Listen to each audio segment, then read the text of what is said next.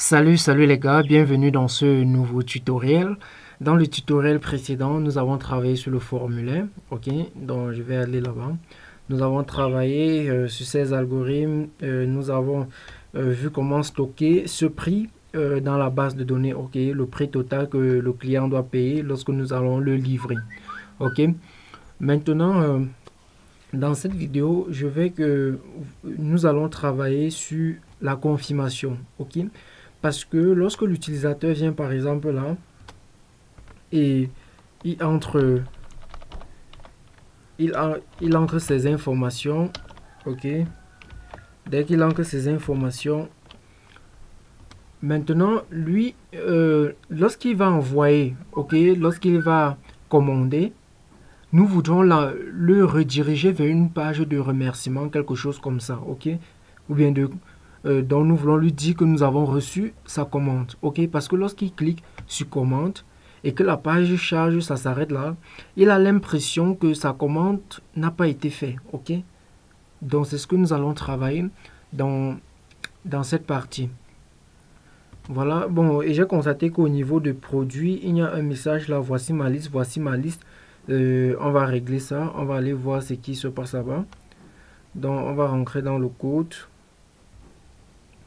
Voilà, c'est à cause de ça. Je ne sais pas quand je l'ai ajouté. Donc vous enlevez ça, ok. Vous enlevez ça. Je ne sais pas quand je l'ai ajouté. On va rentrer. Je vais voir si... Voilà, c'est bon. Donc il n'y a plus de soucis. Voilà, donc allons travailler dessus, ok. On va venir ici. On ouvre là. On va partir dans... Laissez-moi fermer ce qui est inutile. Voilà. À partir dans mon template, on va créer un nouveau fichier. Je vais dire confirmation. Ok, je vais appeler le fichier confirmation.html. Voilà, on a ce fichier confirmation. Maintenant, dans ce fichier, qu'est-ce qu'on va faire? On va extend déjà le fichier base, ok. Donc je vais mettre extend.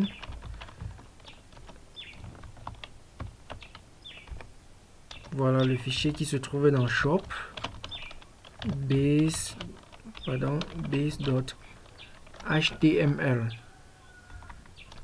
Voilà, maintenant que c'est fait, on va aller dans le fichier base, prendre ce content qui nous permet de rester prendre ce bloc qui nous permet de rester dans le content, ok, dans le content. Voilà, je l'ai pris, je vais le coller ici, ok. Maintenant, dans ce bloc, qu'est-ce que je veux faire? J'ai envie ce que j'ai envie de faire, c'est de dire bonjour ou bonsoir ou bien salut au client qui vient de commander. Donc je dis salut et j'appelle son nom, ok. Je dis salut, je mets son nom, ok. Et maintenant je lui dis merci, nous avons reçu votre commande, nous allons vous livrer dans un délai peut-être d'un jour, ok. Donc c'est ce que nous voulons dire. Donc je vais d'abord venir ici, je vais mettre un row, voilà, pardon, je vais mettre un row. Après ce row, je vais mettre un call, un call de MD 12, voilà. Qu'est-ce que j'ai fait ici? Pardon, reprenons ça, j'ai mal écrit. Voilà, un row et un call MD 12, voilà, c'est bon. Maintenant, première chose que je vais faire, je vais mettre un H3, voilà, un H3. Maintenant, dans ce H3, je vais dire salut. Maintenant, salut, je vais récupérer son nom, je vais dire monsieur ou madame, ok, ou madame. Je vais mettre son nom ici. Donc ici, on doit avoir le nom, voilà. On va utiliser le template pour mettre ce nom. Donc nous allons récupérer son nom et envoyer dans le fichier confirmation. Ok, donc c'est pour ça que je mets d'abord les points. Bon, on va un peu customiser ça. Donc je vais mettre une classe, je vais mettre texte dark. Ok, je vais mettre le texte en noir. Je vais mettre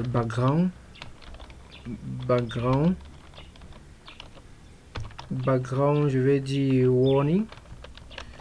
Voilà. Maintenant que c'est fait,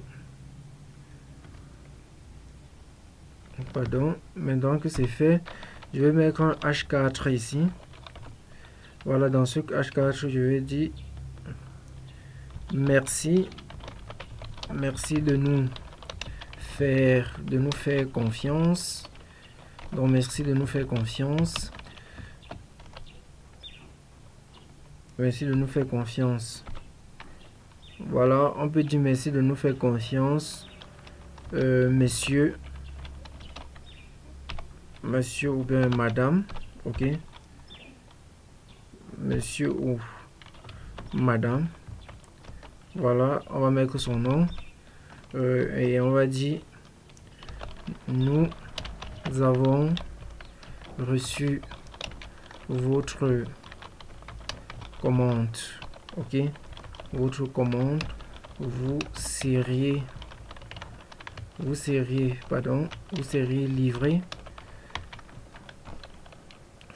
livré quelque chose comme ça, bon, dans un délai de un jour.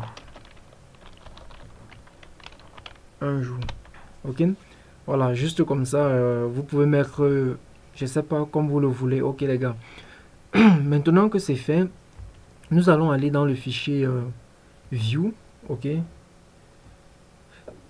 nous allons dans view. Voilà, étant dans view maintenant, je vais aller au niveau d'ici. Ok, je viens ici, je vais créer une fonction que je vais dire confirmation request. Maintenant dans le request, je vais dire return render. Voilà, ici je vais dire request. Maintenant lorsque je dis request, on va mettre le template, c'est dans shop bien sûr, et c'est confirmation .html. Voilà, maintenant voilà, maintenant que j'ai créé cela, nous voulons envoyer le nom de l'utilisateur dans ce fichier. Ok, en utilisant le template. Comment on le fait? Je vais venir ici, je vais utiliser donc quoi, je vais utiliser cette base, ce tableau commande. Ok, parce que c'est dans commande que nous stockons le nom de l'utilisateur. Ok, parce que pour qu'on puisse le remercier, il faut qu'il ait envoyé déjà ces informations et que nous avons sauvegardé dans la base de données. Ok, donc c'est ce que nous allons utiliser. Donc je vais venir ici, je vais dire donc je vais dire info égale à command, voilà, dot object dot all. Voilà, donc je sélectionne tous les objets dans la base de données. Maintenant, et nous avons besoin juste du premier objet vu que nous classons par date la plus récente. Ok, ça veut dire que si lui qui vient de submit, il est le premier. Ok, donc je vais donc couper. Ok, comme on fait en Python, nous sommes en Python bien sûr. Donc lorsque je mets 1 là, ça coupe l'élément 1. Vous êtes d'accord? Mais dans cet élément 1, nous avons son nom, son email, tout. Donc c'est toute une liste. Ok, c'est pour ça que je vais venir donc ici. Je vais dire for item in info. Voilà, vous voyez, for item in info name.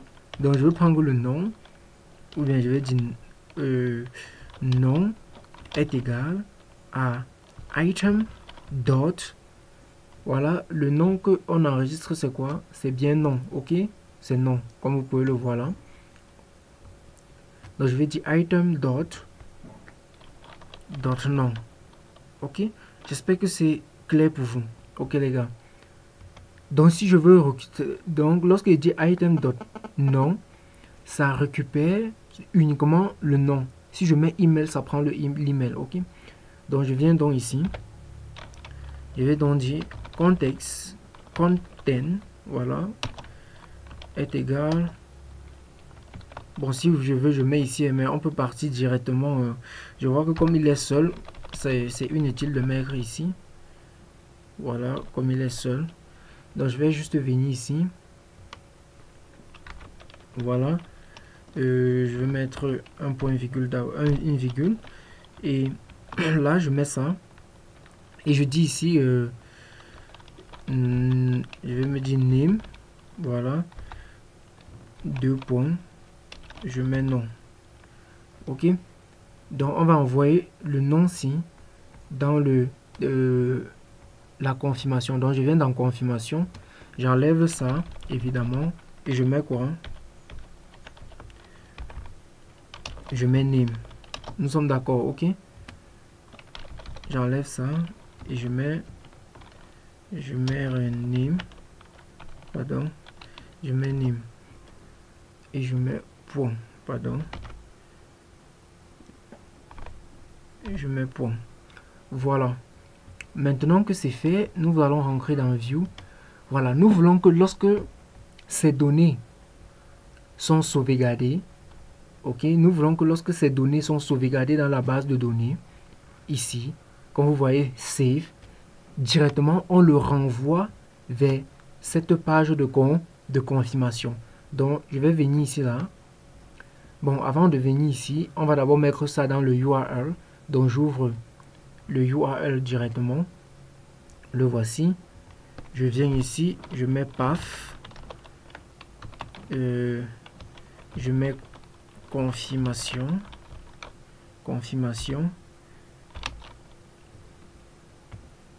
Je mets confirmation. Maintenant, j'importe la fonction, ok? C'est confirmation. Voilà, je viens donc ici. Je mets confirmation.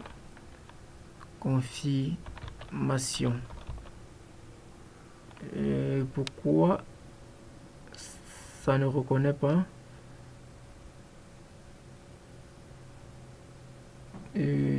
Confirmation. Qu'est-ce que j'ai écrit au là? Confirmation. Ok, il n'y a pas R. Ok, il n'y a pas R. Bon, ça va. On va prendre ici. Maintenant, je viens à ce niveau. Je vais dire name égale. Je vais dire confirmation. Ok, on va mettre R. Voilà. Voilà, confirmation. Voilà, c'est bon. Voilà. On va rentrer dans le fichier view. Maintenant, ici, dès que ça enregistre, je vais faire un redirect. Ok. Dans ce redirect, dès que il a enregistré, je fais un redirect directement vers la page là. Ok. Donc je fais redirect. Je mets confirmation dans le nom que nous avons donné à cette fonction dans le URL. Ok. Donc c'est pour ça que je mets confirmation. Donc je redirect directement. Maintenant que je l'ai fait, ok, je pense qu'il n'y a plus de problème. Donc si on part dans confirmation, tout a été fait. Donc on va aller tester voir. Ok. Donc je viens ici, je prends checkout, j'arrive ici, je mets mes informations. Voilà, je viens ici, je passe ma commande. Voilà, on a un problème. On nous dit ici que reverse for confirmation not found. Confirmation is not a valid view function or pattern name. Ok, bon, on va aller voir pourquoi. Ok, Donc, on va rentrer dans View. Peut-être c'est plutôt le nom de la fonction. Ok, donc j'enlève un peu ce R.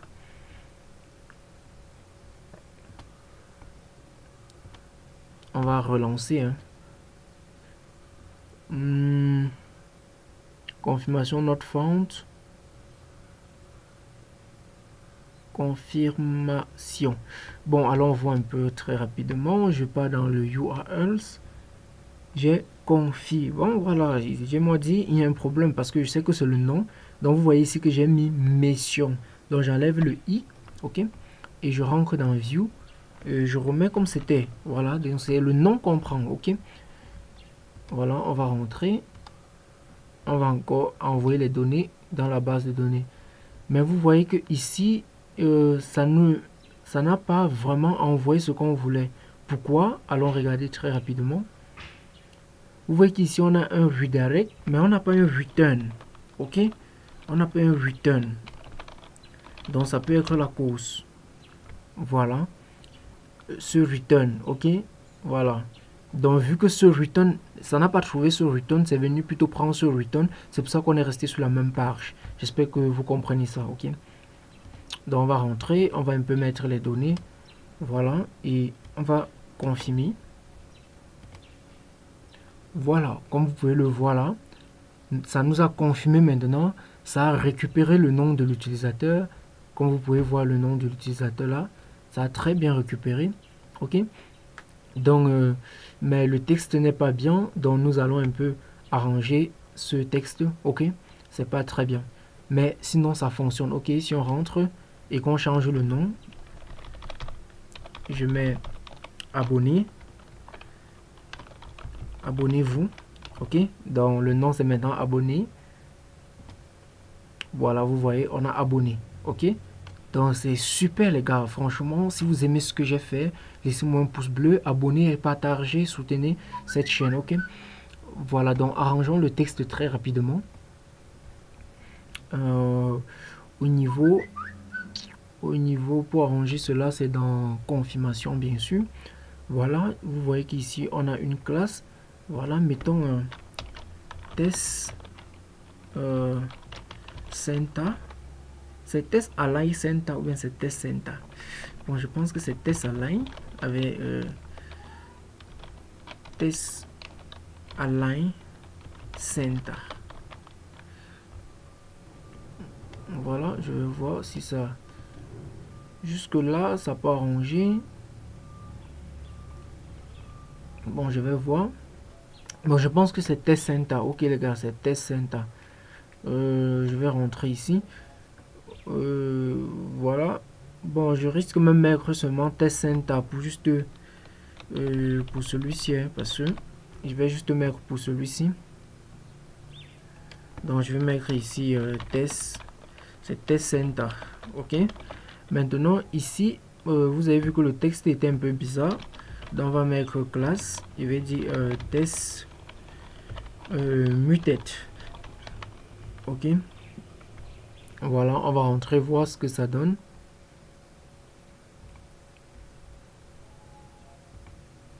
Voilà, c'est bon. Ok les gars, c'est formidable maintenant. Ok, c'est formidable. Donc vous voyez, si on rentre et qu'on vient ici, on passe au checkout. Voilà, on fait une commande. Ok, on prend un autre utilisateur, par exemple celui-ci. Et là, on passe la commande. Par exemple, l'utilisateur s'appelle Donald 123. Dès qu'il passe la commande, voilà, on récupère Donald 123. Merci les gars d'avoir regardé cette partie. Merci vraiment. Si vous êtes arrivé jusqu'à cette partie, sinon ce que j'ai fait, vous aimez vraiment. Donc, abonnez-vous. Maintenant, dans la partie qui va suivre, nous allons customize nous allons travailler sur le admin panel. Donc nous allons travailler sur le admin. Nous allons travailler ici. Donc nous allons changer le nom ici là. Nous allons mettre par exemple site de e-commerce. Nous allons changer ce truc. Nous allons venir au niveau des commandes par exemple. Voici les différentes commandes que nous avons fait. Voilà, comme vous pouvez le voir, voilà les commandes que nous avons faites. Maintenant, nous allons venir au niveau des commandes. Nous allons mettre des boutons de... Faire en sorte qu'on peut modifier, par exemple, ce champ peut-être. Ok, nous allons travailler ça. Nous allons venir plutôt au niveau de produit, faire en sorte qu'on peut modifier des champs. On peut rechercher des éléments. Ok, on doit mettre une barre de recherche. Par exemple, si vous venez, si vous voulez voir les montres, on va mettre une barre permettant de faire cela. Ok, merci, à nous revoir dans la prochaine.